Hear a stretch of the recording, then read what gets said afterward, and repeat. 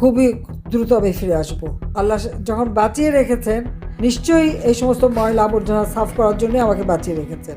আত্মসমর্পণ করতেই দেশে ফিরছেন শেখ হাসিনা। 2024 সালের রক্তক্ষয়ী গণ অভ্যুত্থানে ক্ষমতাচ্যুত ও পালিয়ে যাওয়া সাবেক প্রধানমন্ত্রী শেখ হাসিনা আন্তর্জাতিক অপরাধ ট্রাইব্যুনালের মৃত্যুদণ্ড মাথায় নিয়েই অবশেষে দেশে ফেরার ঘোষণা দিয়ে এক নতুন তোলপাড় সৃষ্টি করেছেন।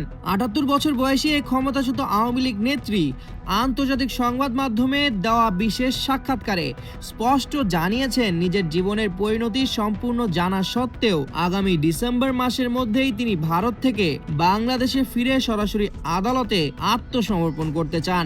নগদ নিয়ে এলো হার না মানা হার অফার। সর্বনিম্ন 10,000 টাকা রেমিটেন্স নগদে পাঠালে থাকছে স্বর্ণের হার জেতার সুযোগ।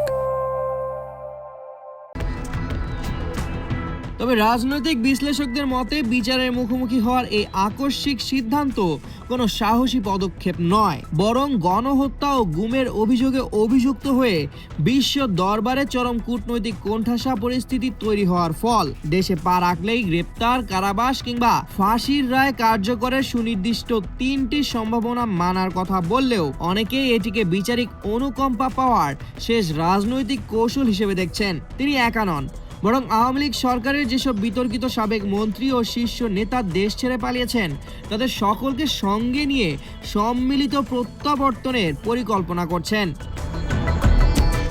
2024-এর রক্তক্ষয়ী জুলাই বিপ্লবের পর ভারতের নির্বাসনে থাকা শেখ হাসিনাকে প্রত্যর্পণের জন্য ঢাকা ও নয়াদিল্লির মধ্যে দীর্ঘ কূটনৈতিক ও আইনি দৌড়ঝাঁপ চলে আসছে।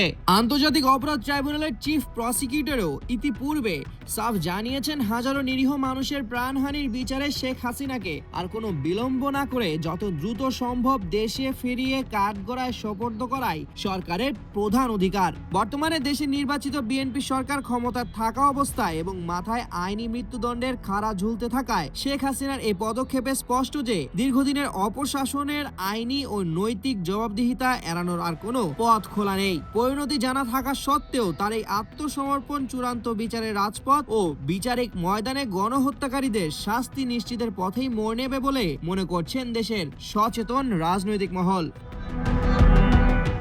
ডেস্ক রিপোর্ট, একুশে টেলিভিশন।